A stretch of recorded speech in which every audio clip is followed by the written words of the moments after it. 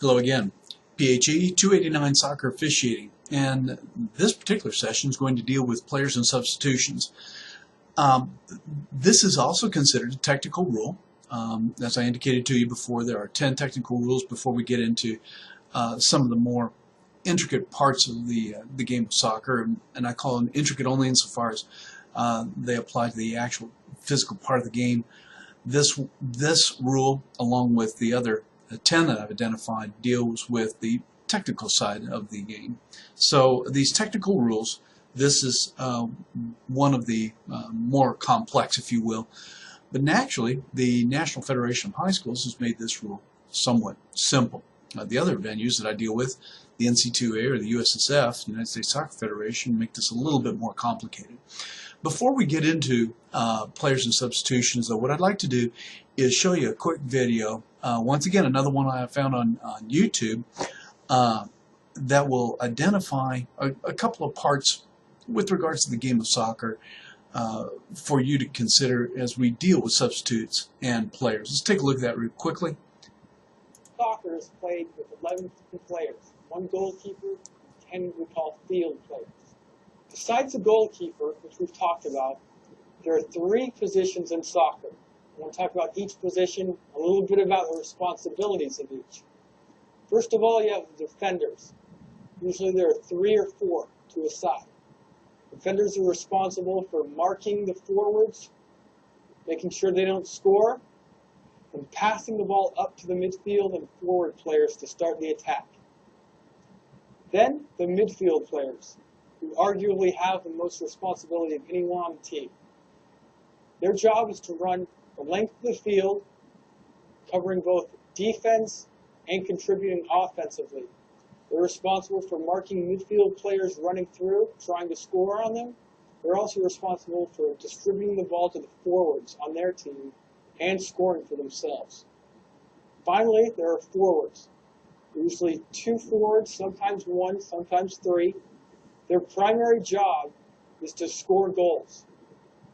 They help out on defense a little bit, but again, their job is to score goals and help their other forwards and midfield players by scoring goals. I'll talk to you about some basic formations you play. For most basic, it's called 4-4-2. 4 defenders, 4 midfield players, and 2 attacking players or forwards. Another common formation is 3-5-2. 3 defenders, 5 midfield players, 2 forwards. These are the 2 most common formations in soccer. Okay. I thought you ought to see that simply because as you get into the sport, either as a referee or if you've played and are considering coaching, you need to know that, although you probably are aware of this. A lot of folks are not. I wanted to make sure that you saw. Let's see if we can come up with that too, and I'm not sure I can do this very quickly, but we'll give it a shot. Let me bring this on back a little bit, and there we go. These are the 2 most. What I would do is mention to you that we have, in both cases, the 4-4-2 formation, the 3-5-2 formation, and then you may see other formations, but these are, as he indicated, the 2 most basic. We never mentioned the goalkeeper. Each team is required to have a goalkeeper. You cannot play the game without one. If, in fact, you try to do that, the game will either be forfeited or stopped until one is provided. But the team must have a goalkeeper. So he or she's never mentioned in the formations. Notice that 3-5-2 is a total of 10 people. Each team may have up to 11 players. But by the way, we can also start this game, the high school game, with as few as 7, one of which must be a goalkeeper. So we always do this from the defensive perspective first whenever we're talking about formations. A 3-5-2, a 4-4-2, whatever it might be, we start with the people in the back. In other words, the defense, then midfield, and then, of course, your attackers. Now, that brings me to another point that I'd like to make with you guys now, if I could. Utilizing my field diagram here, I want to make sure, let's see if we can get this thing working again, okay? And what we're going to do is I'll select my size here, go with this, okay? I want to go ahead and, if you will, as best I can. It's not a very good job, but it's going to have to suffice right now. Okay, that's pretty close. Whenever we talk about soccer, and I'll do this a great deal in this course, or as much as I possibly can, I'm going to talk about the defensive third, the middle third, okay, and then over here would be the attacking third of the field of play. In this reference, defense, okay, in this reference, play is going this direction. And certainly, I want to make sure that we're all aware of nomenclature and what have you. From an officiating standpoint of view, you need to become familiar with this terminology. Defensive third, middle third, and then the attacking third of the field. Some instructors also will, once again, divide the field this way as well. Once again, the lines are horrible, but you get the idea, so that you can talk about how attacks are set up and what have you. I'm not going to do that. Rather, what in my other advanced classes that I do, this is about as close as I'm going to get to, providing you with additional information. If in fact you go on and do some things with the NC2A, which by the way my freshmen can do, and I'll tell you more about that as we get into the class. Then we get into more sophisticated mechanisms for teaching soccer officiating. Anyway, everything's mentioned from the defensive side of the field. Let's go ahead and do that. The 4-4-2, two attackers going in, 4 in the middle part of the field, and then 4 in the defensive side of the hash, if you will, or the halfway mark. One of which always must be a goalkeeper. You've always got to have a goalkeeper on your team. We can begin.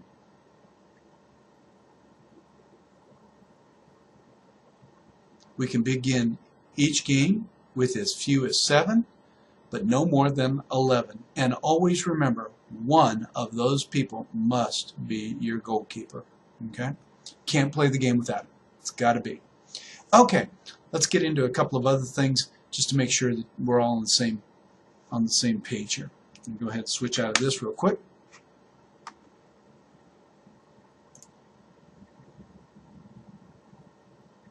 That's my baby grandboy. We get a big kick out of that guy. Here's what I want to do with you, is make sure that we take a look at the players and the substitutions as they're identified in your book, beginning on pages 14 and going all the way to, if you will, page 20. Now, sure, you can read all of this, but what I want you to, I absolutely want you to, because you're going to find a great deal on the quiz about this particular rule. It's not complicated, but there are some pieces to this that you need to have in mind. Let's go ahead and play with some of this stuff. While in fact the rule has a variety of provisions to consider that are considered very generous by a lot of soccer aficionados, this rule allows for the flow of the game not to be totally interrupted every time we want to do a substitution. That to me is critical. As a national clinician for the NC2A, one of the things I always stress is the flow of the game. If in fact you get into a situation where you're dictatorial out there on the field, where in fact you are impressing everybody by your vast knowledge of the sport of soccer, well, honestly, what you've done is you've created a problem for yourself and for the game. The beautiful sport, as it's well known by so many people, is dependent upon your ability to allow the flow of the game to accentuate the skills that these players are trying to demonstrate while they're on the field to defeat the other team. And that's what it amounts to. It is a team sport, yet as you well know, there are many, many individuals in this sport, like others, that like to demonstrate their skills a little bit more than others. Well, bottom line is, it's your responsibility as a referee or a member of the officiating crew to allow our student athletes to do just that, demonstrate their capabilities as soccer players, and improve the overall team's performance by scoring goals and keeping the other team from scoring goals on them. So anyway, just a little piece for you there. Anyway, we've already seen the video. What I want to do here is talk to you just a little bit about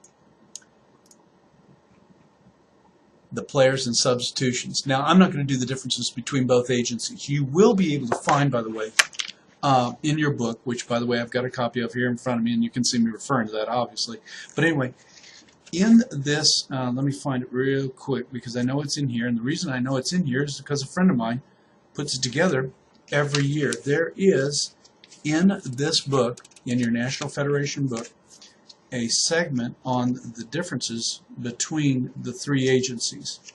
And why can't I find it right now? While not important for you necessarily at this juncture of the game, it is important for you to understand that there are differences. Here we go. Don Dennison puts this thing together. He's a friend of mine. I work with him at the NC2A camp, the NISOA camp, I'm sorry, that we provide at Elizabethtown.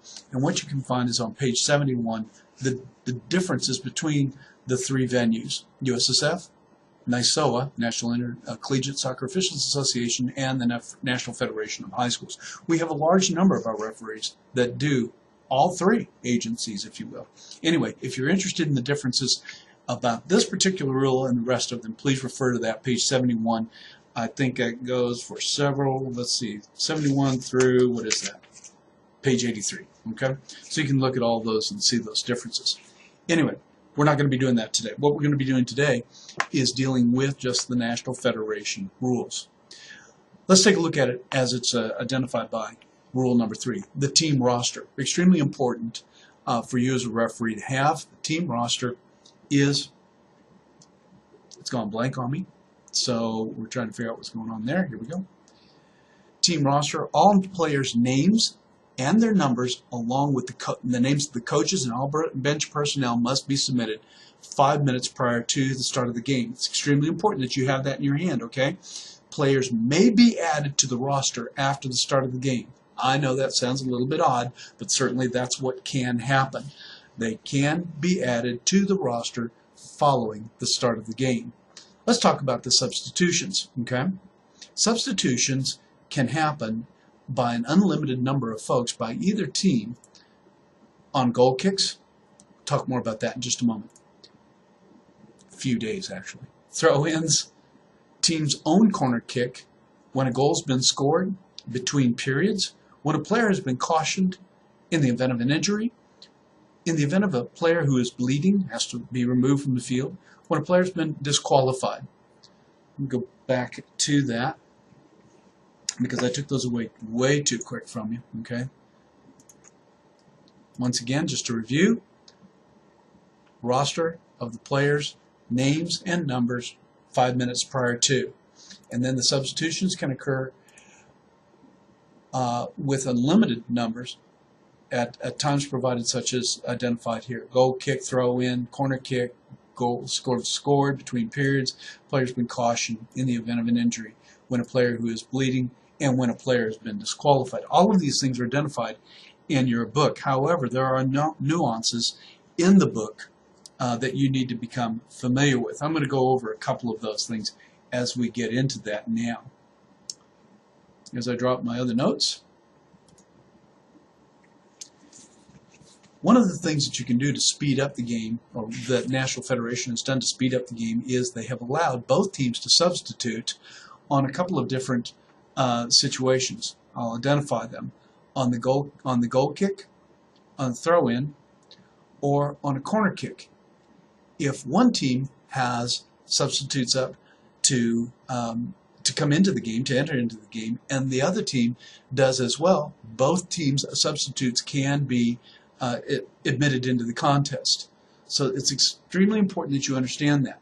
A substitute, though, here's another very important point for you. A substitute becomes a field player when the referee beckons the player onto the field of play. Let me do that one more time for you. The minute you're standing out here in the middle of the field, I'll go ahead and get rid of this other one right now. Let's go ahead and zap that and get rid of that. If you're in the middle of the field let me go ahead and get rid of my numbers here. If you were the referee way over here, okay, and by the way, we have three of us. You'll hear more about this as we go. Down here would be the assistant referee, ARs, as we're sometimes referred to, the AR. And then up here, of course, would be another AR. If, in fact, the benches are down here, and a substitute is awaiting right here to enter the game, the referee is the one that beckons the player onto the field. Theoretically, and you do need to keep this in mind when you begin doing this, you are responsible for asking that player to come onto the field. You can do it with a hand wave, you can give a nod, you can, just some sort of visual signal to let that player know that he or she is welcome onto your field. There are some things, though, to consider about that. We're going to get into those here in just a moment. Once again, you take a look at all of the situations that are identified in your book, and you need to become familiar with some of these things. In addition to the players and substitutes section of this particular rule, there's also some information here about who wins the coin toss, and if they have the option, choosing which end of the field to defend or taking the kickoff. This is different than a couple of the other venues. So once again, refer to that. Let me refer to that again in Article 1, Section 2. The team winning the coin toss, heads or tails, we do this at the beginning of the contest. The referee conducts this thing. They have the option of choosing which end to defend or the kickoff. Okay? So they have one of those two options to select, and then the other team, of course, chooses. Say, for example, Team A wins the coin toss, and they choose to defend, say, for example, the north end of the field. That means, obviously, that Team B has the kickoff. If Team B wins the coin toss and elects to take the kick, Team A would then have his or her opportunity and option of which end of the field to defend. While you may not think that's important, it's extremely important for late afternoon contests in the fall, especially with east-west east-west facing fields. That sun can be brutal sometimes for defenders and goalkeepers, when they're facing the sun like that. So it's an extremely important piece. Once again, that's Section 2 of the Players and Substitutions Rules. We've already talked a little bit about substitutions in your next section, Section 3 there, but it's extremely important that you understand that there's some pieces to this that need to be addressed. Let me go ahead and identify those with you throughout the book as we look at this. The appropriate healthcare professional or a coach is not permitted onto the field unless beckoned on by you, the referee, before they can come on to attend to a player. You are the person that needs to check that person out. If a player exhibits signs or symptoms of unconsciousness or dizziness or headache as a result of any aspect of this game, for example, a head ball, or perhaps getting clobbered in the head with another person's head as they're both going up for head balls and so forth, we want to make sure that this player or players are all taken care of from a healthcare perspective. So we want to manage concussions very, very well. We want to know what that's all about, and we want to do that as judiciously as possible to keep you, the referee, out of any trouble for not considering what could potentially happen with a concussion. I refer you to the latter portion of the book, where in fact you would find some information about concussions. Let me go to that right now. Okay, as I'm referring to this particular section of the book, notice this is on page 106. This is towards the back of the book, obviously, so you need to become familiar with that. Take a look, though, at what they're providing you, National Federation is providing you, the suggested guidelines for the management of concussion. It is a traumatic brain injury that interferes with normal brain function. You can read all of this, but you do not have to lose consciousness or be knocked out to have suffered a concussion. Take a look at the symptoms of a concussion, okay? And I'm pretty confident that if any of you have played this game, or football, or any contact sports, you'll know some of this is alike. Some of you may have had some concussions. If that's the case, then I'm certain that this list is not going to be new to you. No athlete should return to play, RTP, or practice on the same day of a concussion. Any athlete suspected of having a concussion should be evaluated by the appropriate healthcare professional that day. Okay? Item number 3. Any athlete with a concussion should be medically cleared by the appropriate healthcare professional prior to resuming participation in any practice or competition. And then item number 4 here, after medical clearance, return to play should follow a stepwise protocol with provisions for delayed return to play based upon return of any signs or symptoms.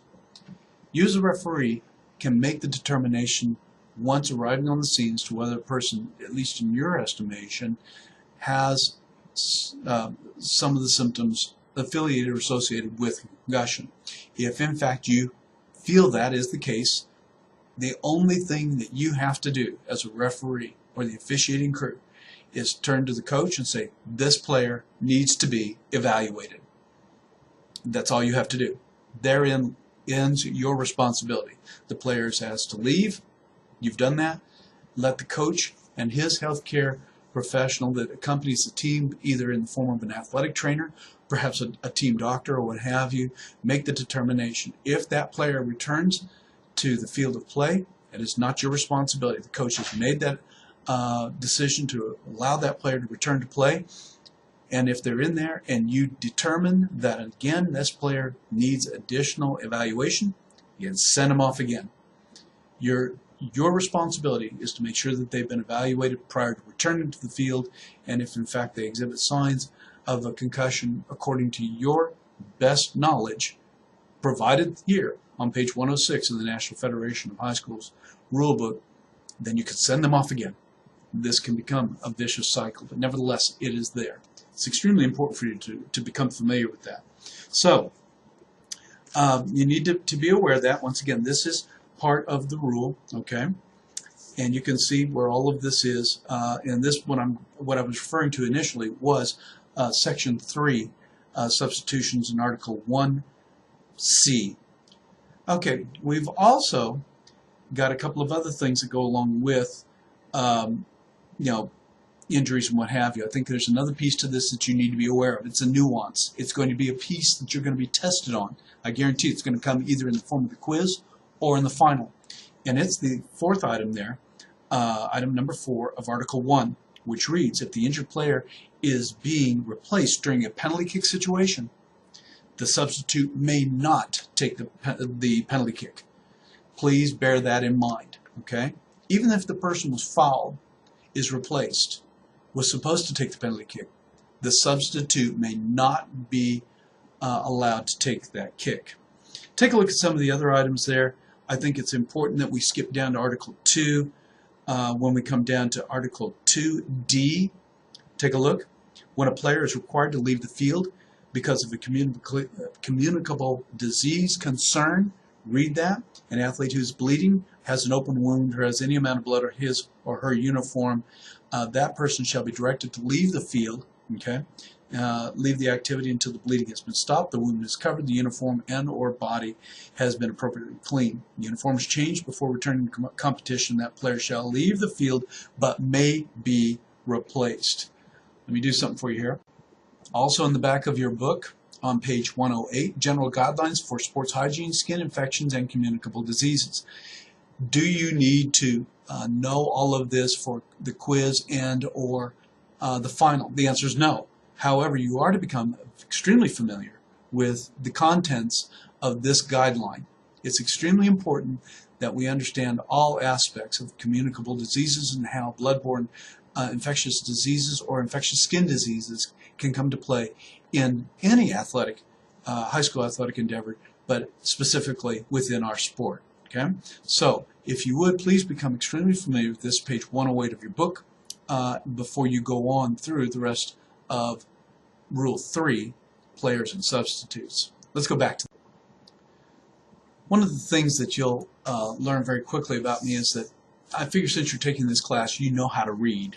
So I am not going to read every aspect of all of these rules. However, I will pick up on some of the more important pieces. There are nuances in high school soccer that you need to become familiar with and understand as it relates to the quiz and or the final. And that's kind of what I emphasize when I actually do read some of these pieces to you. However, I think there's a couple of things that you need to be aware of, and this happens to be one of them.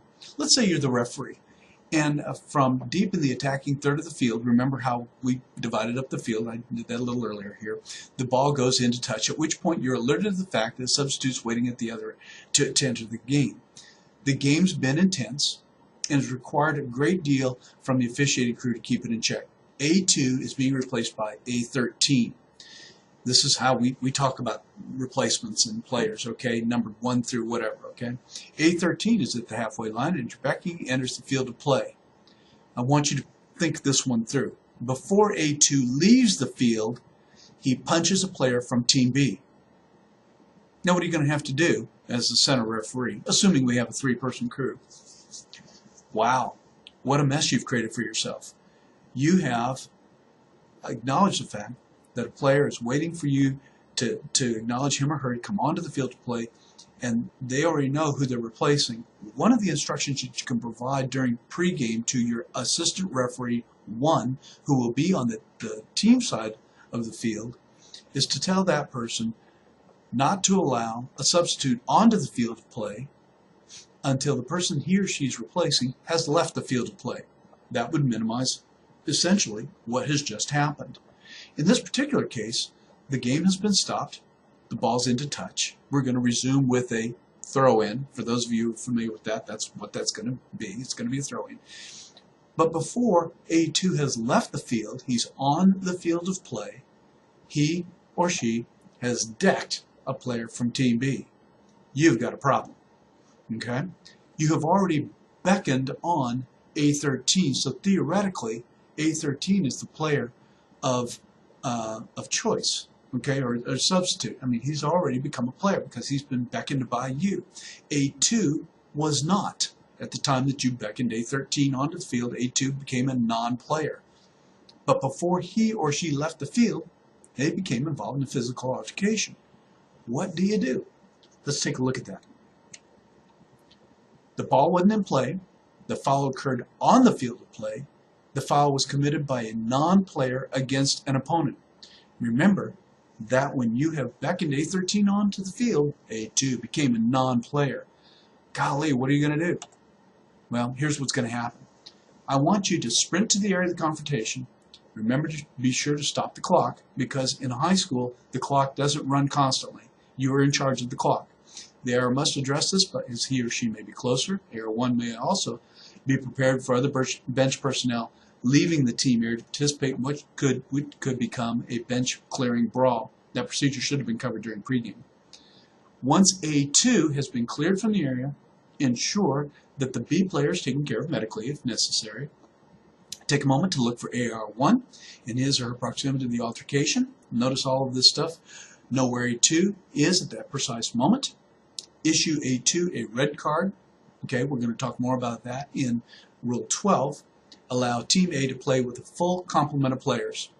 Wow, there's going to be some explaining to do. Why? That one you need to think through. Be prepared to explain to coach of Team B why Team A gets to play with 11 players. Confer with AR1 to be sure all aspects of your reaction are within the rules, and retreat to your position and allow the restart of the throw-in. Wow, let's think that through for a minute. We had a non-player hit a player. The ball was out of play. It happened on the field. You're going to eject A2. But because you allowed A13 to come onto the field, well, honestly, he or she gets to come onto the field, and since A2 was a non-player, it was as if that person had left the bench, come out there, and slugged the Team B player with no consequence. He or she will not be able to play again for the remainder of that contest, and according to what, in our case, Kentucky High School Athletic Association chooses to do, perhaps in the next game as well. Wow, think that one through for a little bit. We'll get into more of that later. How about this one? Here's another one. You're the referee, and you notice that this is a substitute awaiting entry into the game at the halfway line. The ball goes over the goal line, which allows you to turn and beckon the substitute onto the field. You have done so. After you've beckoned the player onto the field, that player's coach tells that same player to return to the bench. What are you supposed to do in this particular case? I'm going to let you find that one in the rules. It's in there, and I need for you to read it, know it, and be able to use it. Okay? I'm giving you some additional information here. I didn't want to do that, but there we go. You're going to actually tell that player to come onto the field, regardless of what the coach wants. Okay? That is current procedure according to National Federation rules. Here's something else, though, for you to think about. You may remember in the introduction I talked to you about 18 rules. You can only find 17 printed. The 18th one is common sense. Check this out. Reaction to the reaction. Believe it or not, you can actually require the substitute to enter the field of play as that is allowed in the rules. However, I might suggest something else. Take a look at what I've done here. If you strictly stick to the rules, more than likely you'll have to go to the bench side of the field to explain your ruling to the coach. That takes time. You remember what I said just a few moments ago about the flow of the game? It also calls attention to you as a referee. The best laid plans of the refereeing crew is to be as inconspicuous as possible. You might also be setting yourself up for future issues during this game or another one with these two teams. Here's a suggestion. While you're 100% correct in requiring the player to enter the field according to the National Federation rules, I suggest that you take a moment before you beckon that player onto the field to survey the current situation and do a little bit of memory recall to see if this coach has pulled the substitute in the past from the halfway line before beckoning the substitute onto the field. It may save you some grief either later in this game or in future games. What am I talking about? What if this game's strictly one-sided? Why is it going to be important for you to stand out there as the aficionado, making sure that everybody follows the rules when in fact it's probably not going to have a great deal of impact? What's the point? Are you trying to get people to notice you? Well, if that's the case, then I've got another problem for you, and that'll be with me as the assigner, because more than likely I'll be the person getting the complaints and the notifications about you as a referee. Use common sense and use a great deal with it. Hey, you've got teenagers here, a lot of people that need some additional help in their field play, perhaps, and some that just want to play, and some that just want to be there, and some just don't even know the rules. Give them a little bit of a break. I think you'll see what I'm going after. Okay, well, as far as Rule 3 goes, that's about all I've got. Like I said, you need to become very familiar with Rule 3. Read all of these situations, become familiar with them, quiz yourself over them a little bit before you take that quiz. It'll be an important one for you. Okay? Look forward to seeing you in the next rule. That'll be Rule 4, and when we get into Rule 4, coming up here in just a second, Rule 4 is, there it is, the equipment. We've got some nuances in there too that I want to make sure that you're aware of.